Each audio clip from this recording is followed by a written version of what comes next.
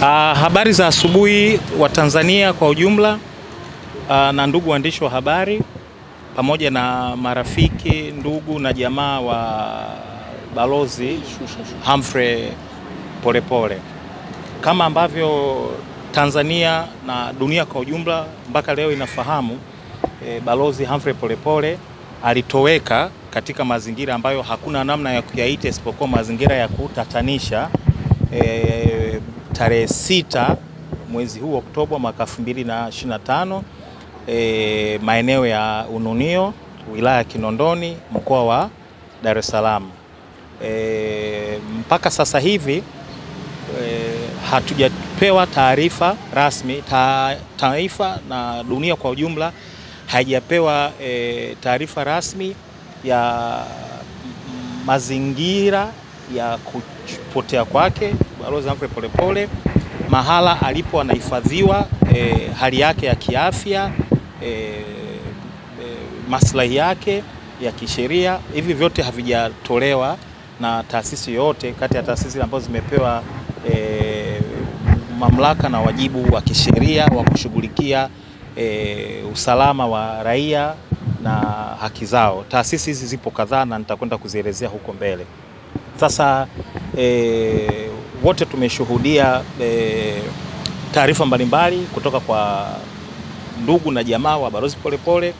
Wao wanaamini kwamba amechukuliwa katika mazingira ambayo wao wanatafsiri kwamba ametekwa, na ndivyo ambavyo nafikiri imekuwa reported na hao wanafamilia kwa dunia nzima, na ndivyo ilivyokuwa reported kwangu mimi kama wakili, na huduma zangu zikaombwa ili kuweza kuchakata taarifa au tukio hilo kisheria mahakamani, wakati juhudi nyingine zinafanywa katika fora au katika maeneo mengine. Wote mnafahamu kuna juhudi mbalimbali za kupigania maslahi, haki na pengine uhai wa Balozi Humphrey Polepole.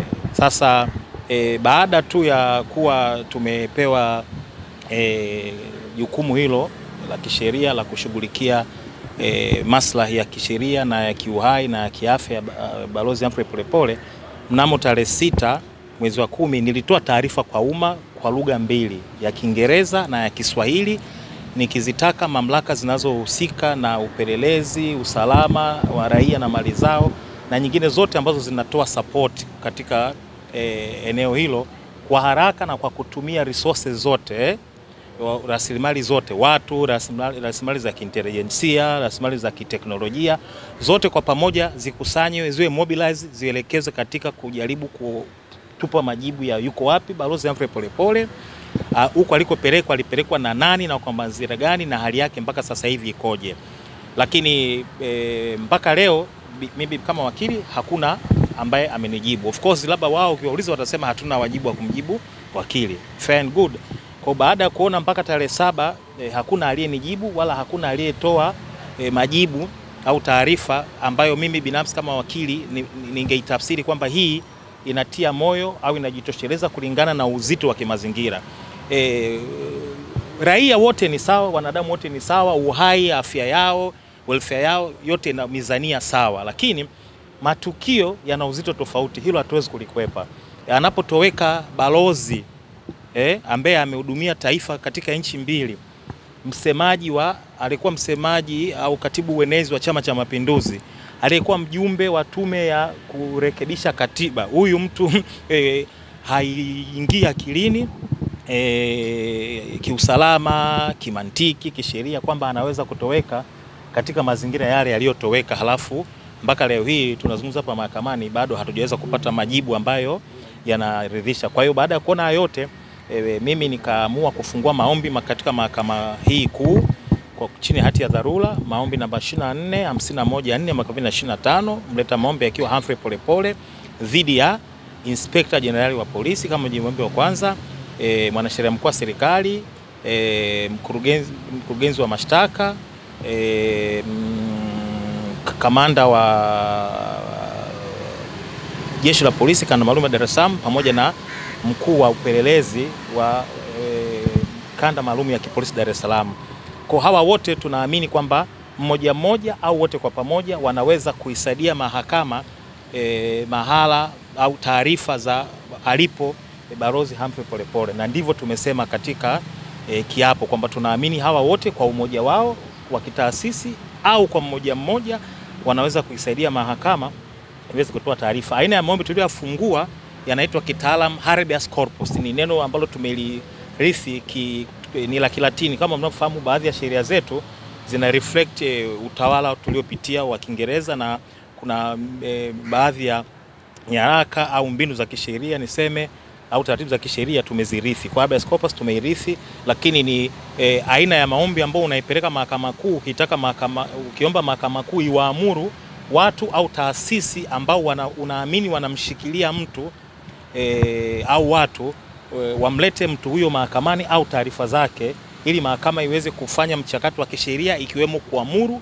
kama kuna mashtaka au sababu nyingine za kisheria za kumfikisha mahakamani, basi afikishwe mahakamani, au la imwachie kwa dhamana au kwa masharti mengine. Kwa hiyo tumeleta maombi hayo chini ya hati ya dharura, na tunashukuru mahakama kuu kwa haraka imeyapangia leo kutolewa amri kadhaa za kisheria mbele ya Jaji Salma Magimbi, na tumejadili mambo kadhaa ya kisheria huko mahakamani, likiwemo kwamba tulileta ombi dogo kwamba wakati wenzetu wanaleta viapo kinzani, kwa sababu ni haki yao kuja kusema hatujui alipo au tunajua alipo au mambo kama hayo, kwamba wakati hao yanaendelea, basi Balozi Humphrey Polepole, mahakama itoe amri kwamba Balozi Humphrey Polepole aletwe mahakamani wakati mambo mengine ya iwapo anashikiliwa kisheria au la yakiendelea. Kwa hiyo tumejadili na mawakili wa serikali ambao walimwakilisha mkurugenzi wa mashtaka. Bahati mbaya mawakili kutoka ofisi ya mwanasheria wa serikali, mwakilishi wa IGP, mwakilishi wa au yeye mwenyewe kamanda wa polisi kanda maalum ya Dar es Salaam au mkuu wa upelelezi kanda maalum ya Dar es Salaam ya kipolisi hawakutokea, na tumeomba amri kwenye eneo hilo. Na amri nyingine ambazo sitaki kuwachosha sana ni mambo ya kisheria zaidi. Hayo yamejadiliwa mahakamani na yatatolewa uamuzi mdogo majira ya saa 8 leo hii. Kwa tutapata maelekezo zaidi namna ya kulichakata kimahakama swala hili linalomzunguka Balozi Humphrey Polepole saa 8 mchana.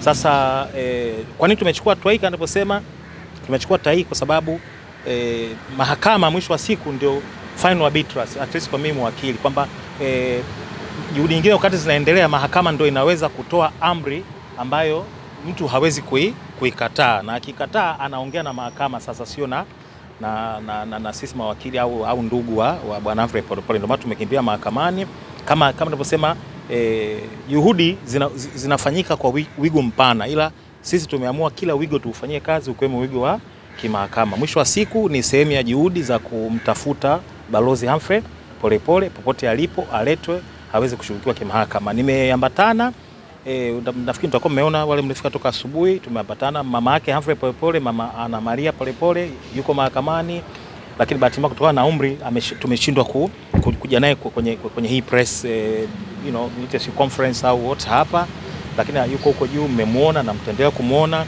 Tumekuja na kuna kaka zake wako hapa, umeona Godfrey na mwingine, na huyu ni kaka yake na mama Ana Maria, maana yake ni kwamba ni mjomba wake na Balozi Humphrey Polepole, na ndugu wengine ambao nisingependa kuwachosha kumtambulisha mmoja mmoja. Itoshe tu kwamba familia ya Balozi Humphrey Polepole imekuja mahakamani, inasubiri majibu kutoka hapa mahakamani ya kwamba ndugu yao, mtoto wao, mpwa wao yuko wapi. Kwa hiyo sio kazi ndogo ambayo tunaifanya na sio mzigo mdogo ambao uko mahakamani, lakini tutaendelea kuongeza juhudi zote katika mahakama katika kesi hii na mambo mengine ya kisheria ambayo tutaenda kuyafanya ili kuhakikisha kwamba taifa linafahamu na familia inafahamu, dunia inafahamu mahala alipo Balozi Humphrey Polepole au nini basi kimempata na kimepata katika mazingira gani. Ni hayo tu. Nashukuru baba kwa swali moja au mawili ya kifupi yaliyonyooka. Kama hamna basi tuongeze zaidi sana. Nashukuru sana.